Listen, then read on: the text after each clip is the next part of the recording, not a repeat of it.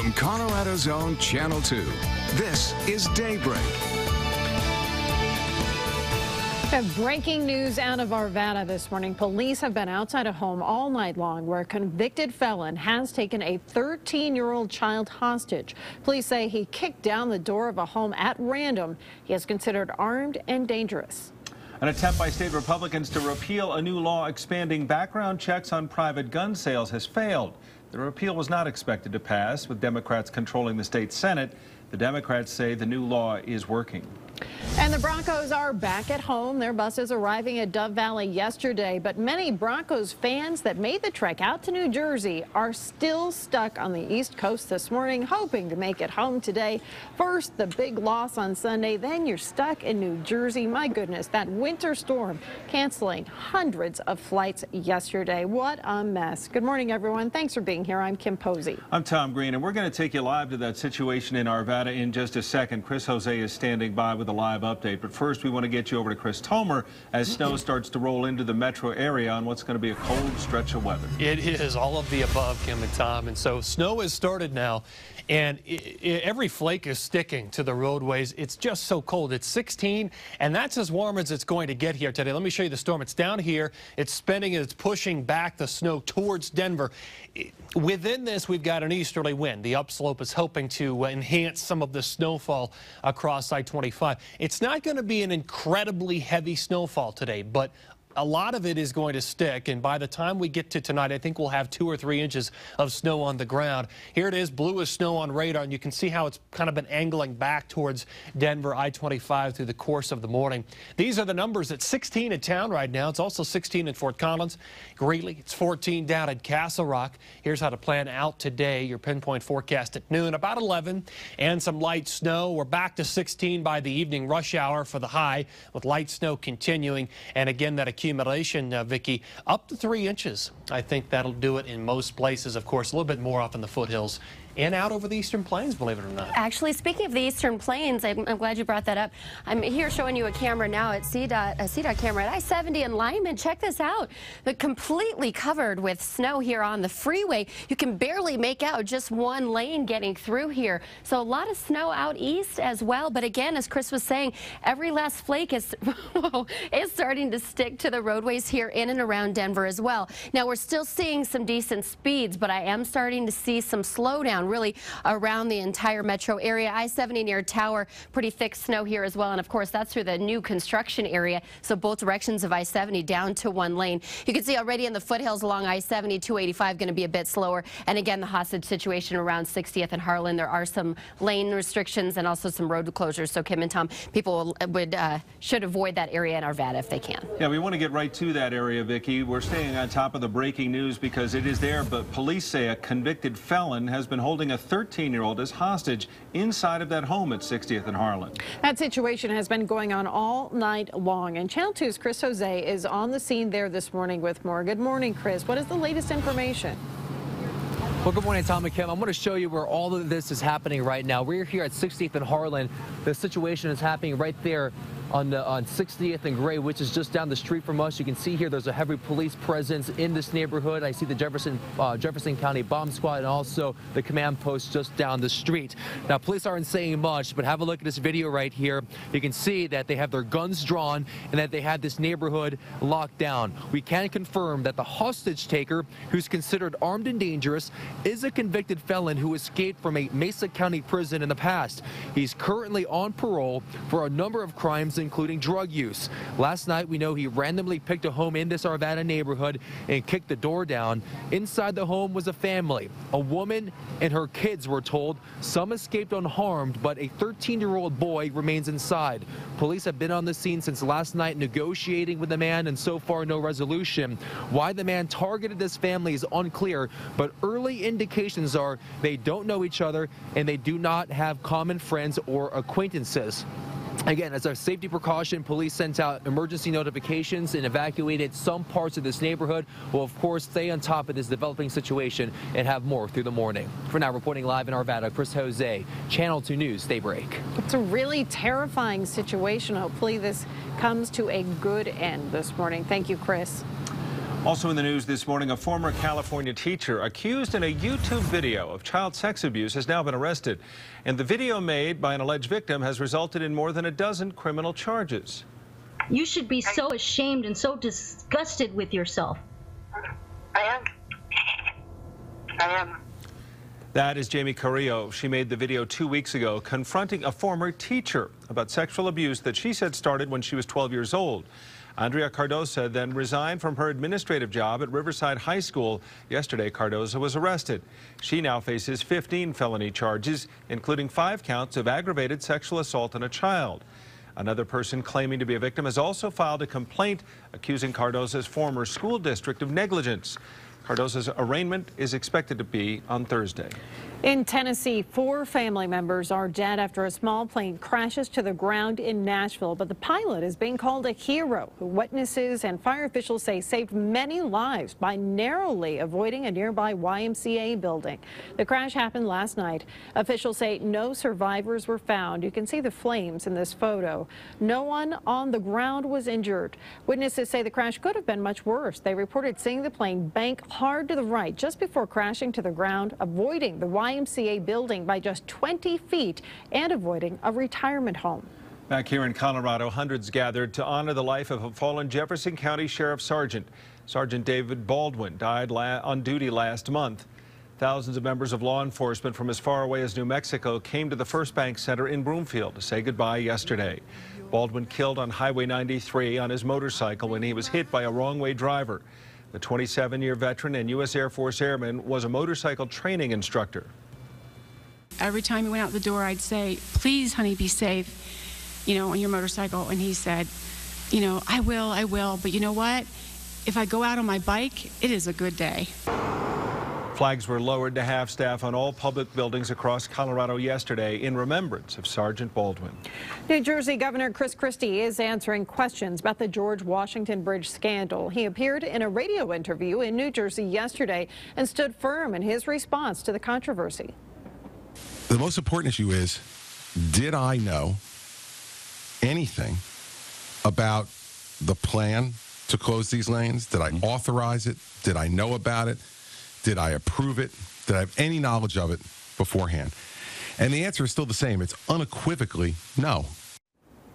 Well, this follows accusations from one of Christie's former appointees, David Wildstein, who stepped forward over the weekend to say he had evidence that Christie did know about the lane closures leading to that traffic snarl on the bridge in September as a form of political retribution. 5:39 now, and still to come on Daybreak, a big reward for a big trick shot. We'll tell you what cheerleader has earned for this amazing basket. And a great finish as well at Pepsi Center. Randy Foy delivers a winner at the wire for the Nuggets. We'll take a look at all the game highlights coming up. 5:43 now, and a live look from our Pinpoint Weather Tracker. Daryl Orr heading north on I-25 near Broadway this morning. You can see there traffic is moving along. A little bit of snow falling across the area this morning. Chris Tomer will be in just a few minutes to give you your full forecast. It is cold and snowy one. Yeah, Chris, looking at that picture, that would appear to be a heavy metal kind of morning. A little white snake, maybe.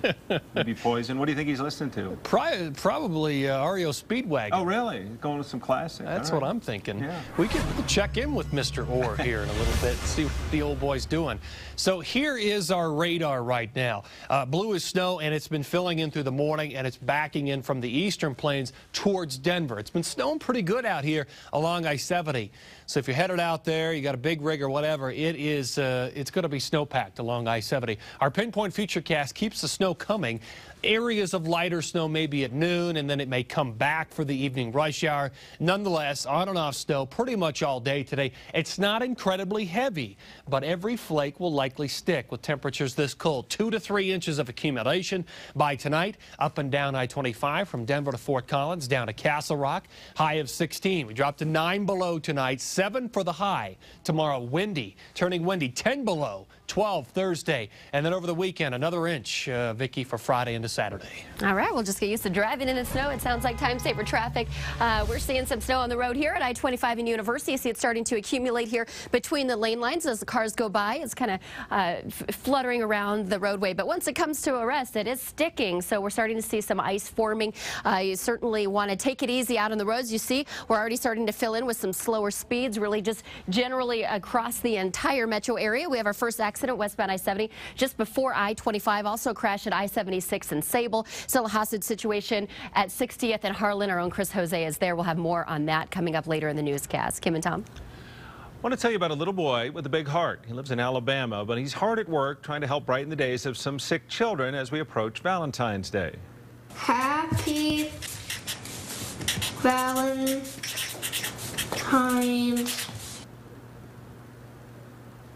That is 9-year-old Tanner Long. He suffers from a life-threatening heart condition. Well, he's sending out more than 100 Valentine cards to other kids in hospitals. Make sure they feel loved as well. The kids in the hospital don't even get to go to school and do these things that I can. So I'm making the Valentine's cards so they don't feel left out or forgotten.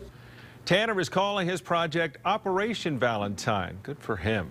I want to show you an amazing trick shot by a cheerleader. Believe it or not, she's done it before. She's done it again, and this time she has the attention of the Harlem Globetrotters.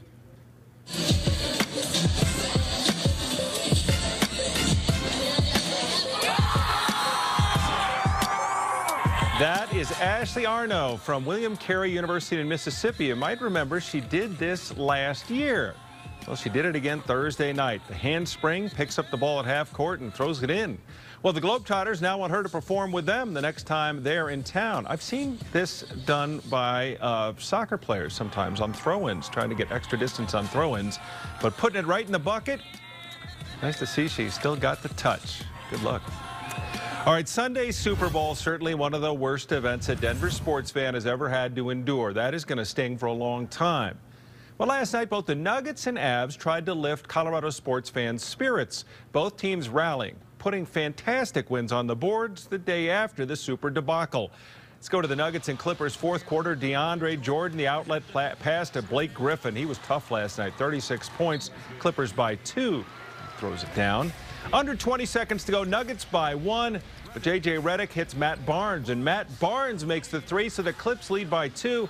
Last chance for the Nuggets, 6 seconds to go, and it looks like they take too much time. They don't get the play they want, so from about 30 feet away, Randy Foye fires and hits. That is a game winner. Nuggets needed that. Denver sports fans needed that. Nuggets beat the Clips 116-115. The Avs delivered as well. They were down 1-0 late in the third period. Patrick Waugh pulls the goalie with a couple minutes to go, and the Avs respond. P.A. Parento with the tip-in ties the game at 1, his 10th of the year. We go to overtime. The Avs get the power play, and then Matt Duchene down low to Ryan O'Reilly, his 21st of the year as an OT winner. Avs and Nuggets with exciting wins last night. Sadly, it's back to football. As if Super Bowl 48 wasn't bad enough, it turns out more Americans watched the Broncos lose than any other TV show in history. Despite being such a bad game, 111.5 million people saw the Broncos get flattened.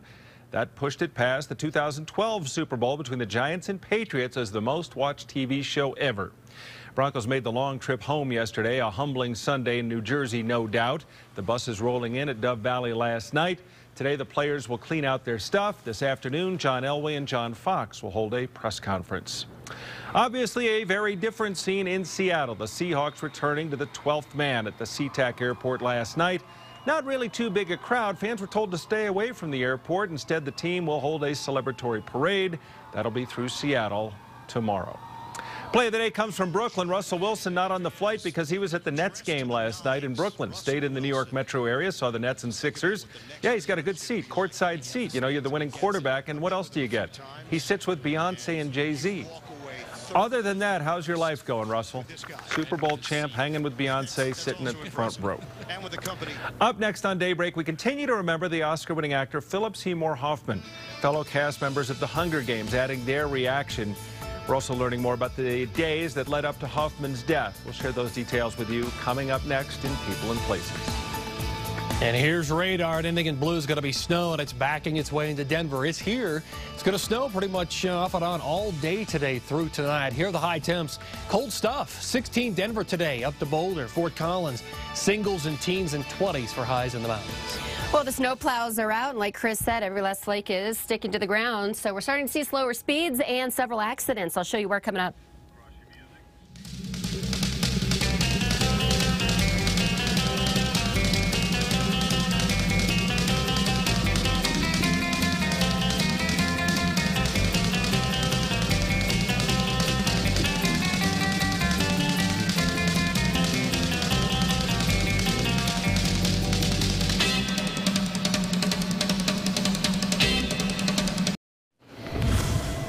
So have you heard this? George Zimmerman now says he wants to participate in a celebrity boxing match for charity, and he just might have some money in mind. Yeah, with his notoriety and his fame, the type of fame he's got, I don't think he'd have trouble finding someone who wants to get in the ring with him. But apparently the one he wants to face, he wants to fight Kanye West. Promoters for this upcoming so-called match say Zimmerman wants to box Kanye because, quote, the rapper has a history of attacking defenseless people. Now, Kanye hasn't said anything, but other rappers have come forward. DMX and The Game say they'd like to take on Zimmerman. The match expected to take place sometime in March. We'll keep you posted there. We are learning more this morning about the death of Philip Seymour Hoffman and what was going on in the days leading up to his death, apparently from a heroin overdose. TMZ saying this morning the Oscar winner had told friends he was hooked on heroin and was afraid he would, in fact, overdose. Friends also say he was drinking. He had gone to an AA meeting to try and kick his drug habit, but it did not work out. Of course, Philip Seymour Hoffman died in his New York apartment on Sunday. His final movie is the second, third, and fourth parts of the Hunger Games series. Well, now Jennifer Lawrence and the rest of the cast and crew speaking out about what happened, writing, words cannot convey the devastating loss we are all feeling right now. Philip was a wonderful person and an exceptional talent, and our hearts are breaking.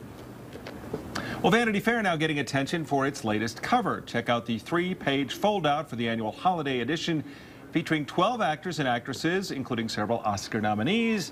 It's A-listers like, well, George Clooney, Julia Roberts, newcomer Margot Robbie from The Wolf of Wall Street. They also say this is a more diverse issue than previous years, this one featuring 6 black actors. A new prince is taking his first vacation. Check out the cover of the UK tabloid Hello. You can see Kate Middleton carrying Prince George after arriving in the Caribbean to spend some time with her parents and her siblings. They look happy there. Prince George is now 6 months old and ready for the big beach vacation. I always think when you have a child at their level of fame, you always will get in trouble for it. Someone will say she's carrying him wrong. Someone's going to say, you know, you put him in the car wrong and all that sort of stuff. So it's in the spotlight. People think you're doing it wrong, that's for sure. Hey, I want to show you some late night fun for fans of The Big Lebowski. Jimmy Fallon putting together a fan request with Olympic skater Tara Lipinski. So you put them together, you get The Big Lipinski. I woke up this morning with the sun down, shining in. I found my mind in a brown paper bag, but then... So there you go, Tara Lipinski at Rockefeller Center Ice Rink. She's got the T-shirt, the robe, and of course the White Russian. Got up the White Russian, right? She still looks great, getting ready for the Winter Olympic Games. A little promo there, the Big Lipinski. That's pretty funny. All right, we are heading for 6 o'clock this morning on Daybreak, and there's a lot to cover. There has been a lot of outcry to get Barbie to change her unrealistic body. But next, why one Barbie designer says they won't be changing the Barbie body anytime soon. And the breaking news this morning continues out of Arvada. There's still a situation, a 13-year-old being held hostage by a convicted felon. It's been going on for hours now, and we'll take you there live for the latest in the situation as we get to 6 o'clock this Tuesday morning on Daybreak.